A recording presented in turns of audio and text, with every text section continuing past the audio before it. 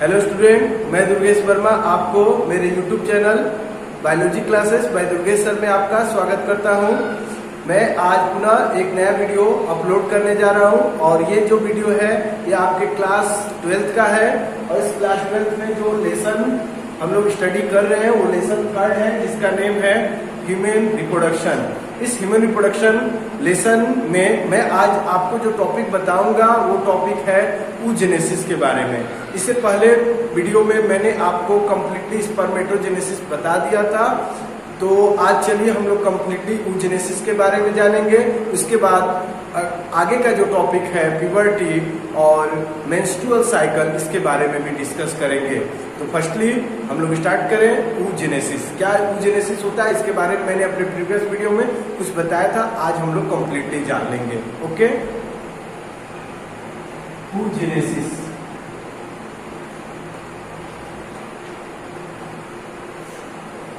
इसको बताएंगे it is a process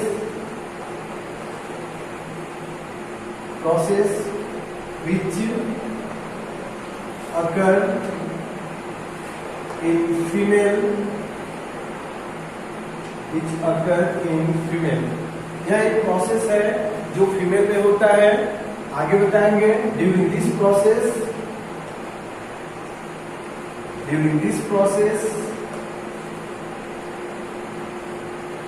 ovum is formed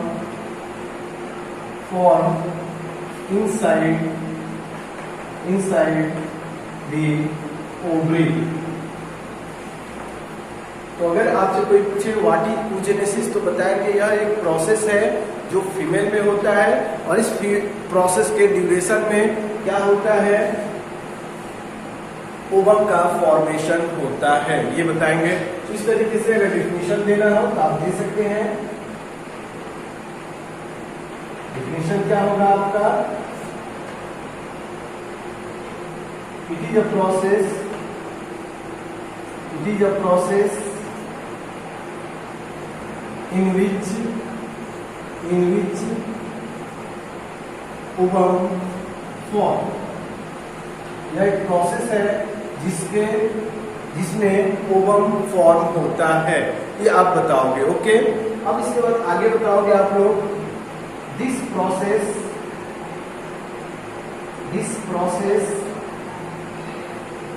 start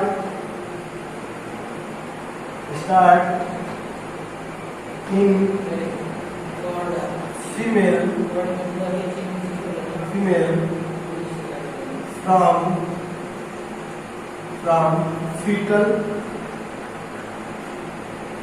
from fetal period।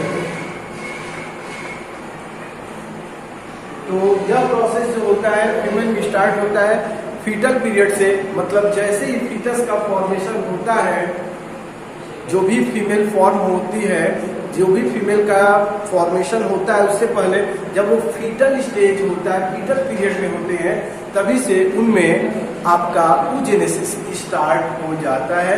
ये बातें आप बताओगे।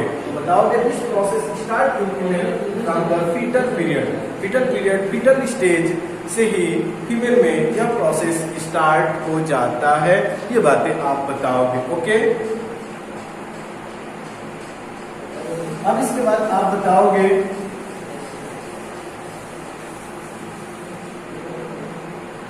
आगे आप बताओगे दिस प्रोसेस also completed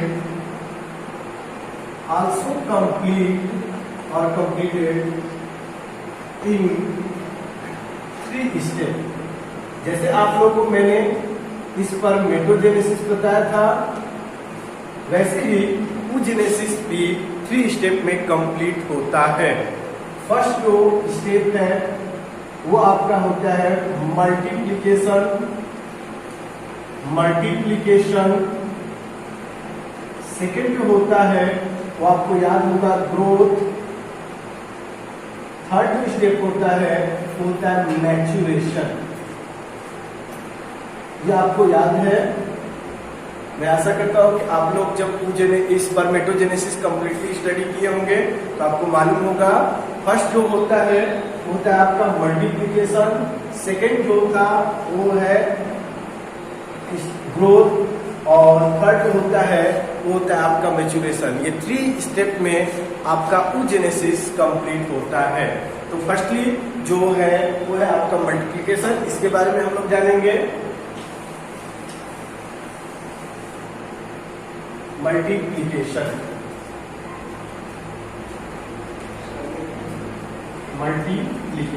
इसके बारे में आप बताओगे। in this step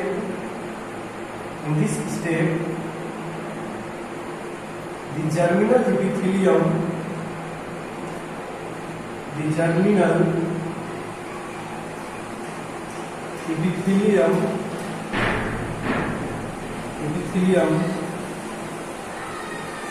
cells start divide by mitosis, cell division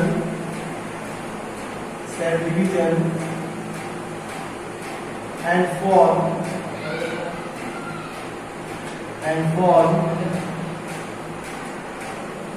many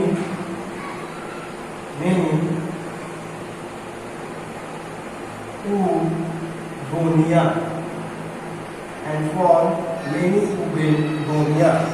तो इस जो मल्टीप्लिकेशन स्टेप में क्या होता है, जब oogenesis स्टार्ट होता है तो उसके फर्स्ट स्टेप में आपका बताया गया इस स्टेप में जो जर्मिनल इपिथेलियम की जो सेल्स होती हैं वो स्टार्ट करती है डिवाइड करना, और कौन से सेल डिवीजन द्वारा, माइटोसिस सेल डिवीजन द्वारा, और इस डिवीजन से मेनी oogonia और oogonia का फॉर्मेशन होता है।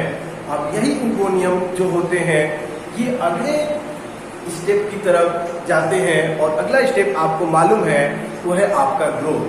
तो चलिए नेक्स्ट स्टेप की तरफ चलें। नेक्स्ट स्टेप जो होगा वो होगा growth.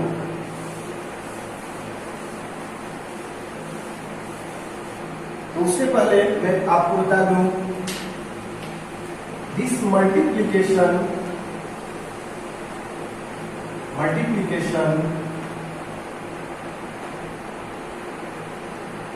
occur in fetus ovary। ये जो मल्टीप्लिकेशन होता है ये कहां पर होता है, तो जो फीमेल फीटस होता है उसके ओवरी में स्टार्ट होता है। ओके, और इस स्टेप पे क्या हो रहा है, तो अभी मैंने बताया oogonia का फॉर्मेशन होता है। इसके बाद नेक्स्ट स्टेप जो है वो है आपका ग्रोथ। तो ग्रोथ के बारे में जानेंगे हम लोग।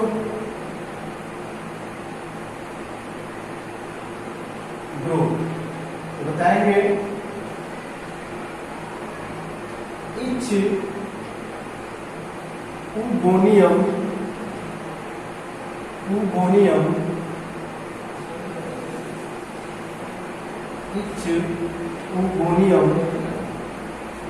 increase in their size and form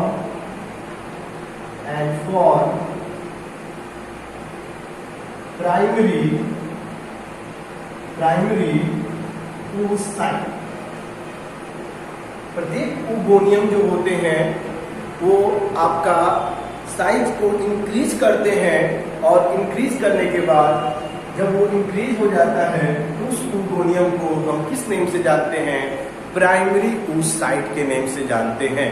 okay बेटा, तो ग्रोथ में भी आप बता सकते हो कि प्रत्येक oogonia जो होते हैं वो अपने साइज में इंक्रीज करके इसका फॉर्मेशन करते हैं, प्राइमरी oocyte का फॉर्मेशन करते हैं। इसको बताओगे this primary oocyte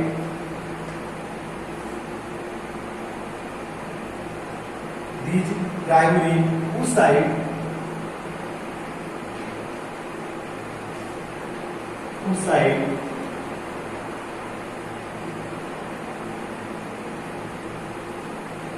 by meiosis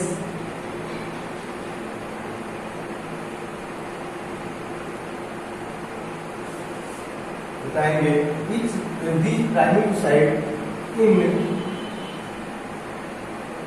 in meiosis first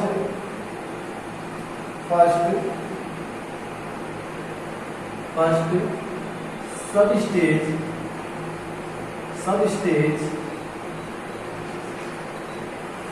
prophase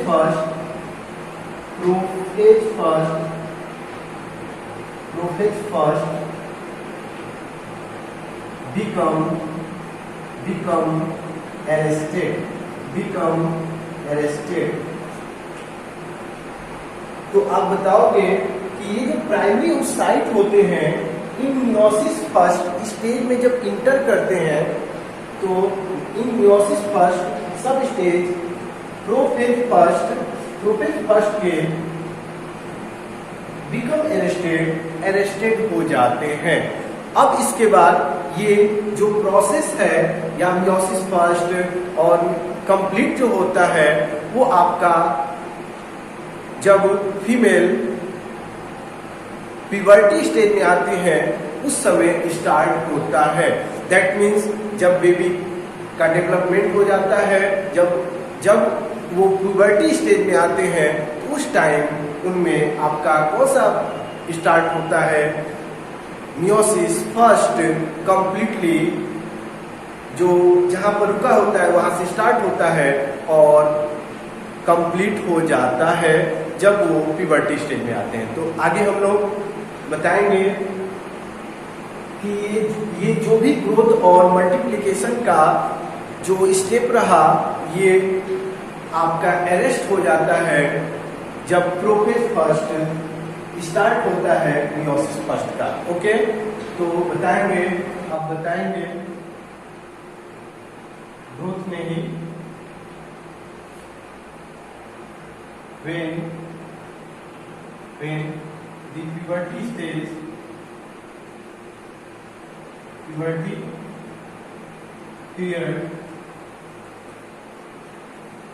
puberty period come in female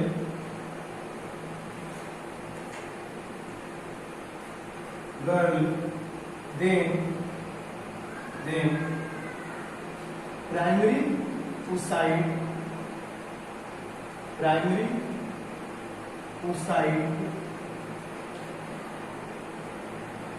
by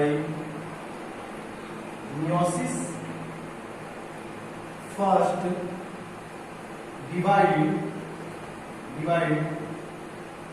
into secondary oocyte and first polar body, and in first polar body आप add कर लेंगे and in first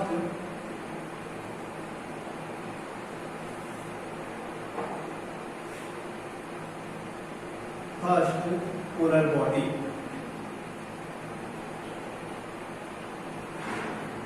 तो जब puberty state female में आता है या start होता है फीमेल दैट मींस गर्ल में, उस समय प्राइमरी oocyte जो मियोसिस फर्स्ट के प्रोफेज फर्स्ट में अरेस्ट हुआ था फीटल स्टेज में, वो आपका मियोसिस फर्स्ट कंप्लीट करता है और मियोसिस फर्स्ट जब कंप्लीट होता है तो डिवाइड हो जाता है सेकेंडरी oocyte में और साथ में फर्स्ट पोलर बॉडी का फॉर्मेशन होता है। पोलर बॉडी जो होता है एक स्मॉल स्ट्रक्चर होता है जिसमें ओनली न्यूक्लियस प्रेजेंट होता है और साइटोप्लाज्म एब्सेंट होता है। ऐसा इसलिए होता है क्योंकि जो आपका प्राइमरी oocyte होता है उसमें अनइक्वल साइटोकाइनेसिस होता है। अनइक्वल साइटोकाइनेसिस होने के कारण जो साइटोप्लाज्म होता है वो सेकेंडरी साइट में चला जाता है और फर्स्ट पोलर बॉडी में ओनली न्यूक्लियस ही रिमेन रहता है।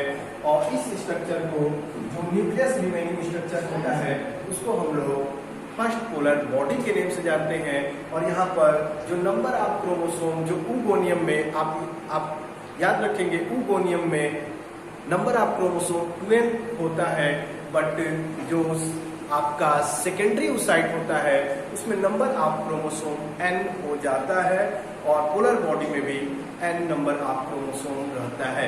इसके बाद लास्ट स्टेप है मैच्योरेशन। चलिए मैच्योरेशन के बारे में हम लोग जान लें।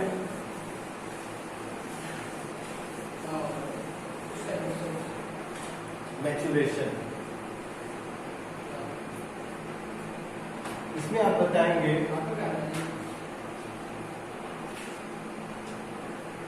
During maturation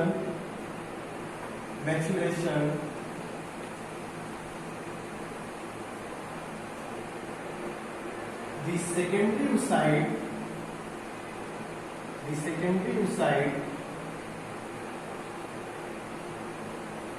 secondary site enter in the meiosis second, but it again arrested in metaphase second. जैसे ही आपका मैच्योरेशन स्टेज स्टार्ट होता है, उसके ड्यूरेशन में जो सेकेंडरी साइट होता है वो इंटर करता है इन मियोसिस सेकेंड में। दैट मीन्स उसमें मियोसिस सेकेंड होता है, लेकिन मियोसिस सेकेंड कंप्लीट नहीं हो पाता है और मेटाफेज सेकेंड में ये प्रोसेस अरेस्ट हो जाता है। और इसके बाद यह प्रोसेस स्पर्म के कांटेक्ट में जब सेकेंडरी साइट आता है उस टाइम अगेन स्टार्ट होता है और उस तरीके से कंप्लीट ओवम का फॉर्मेशन होता है। और जो आपका प्राइमरी और फर्स्ट पोलर बॉडी होता है वो डिवाइड होकर to another second polar body का फॉर्मेशन करता है। इस तरीके से लास्टली जो होता है आपके 1 ओवम और 3 पोलर बॉडी का फॉर्मेशन होता है ड्यूरिंग oogenesis। तो मैं आशा करता हूं कि आपको समझ में आ गया होगा। तो मैं यहीं पर अपने लेक्चर को एंड कर रहा हूं। मैं नेक्स्ट वीडियो में आपको oogenesis का डायग्राम बनाकर दिखाऊंगा कि किस तरीके से प्रोसेस होता है। ओके।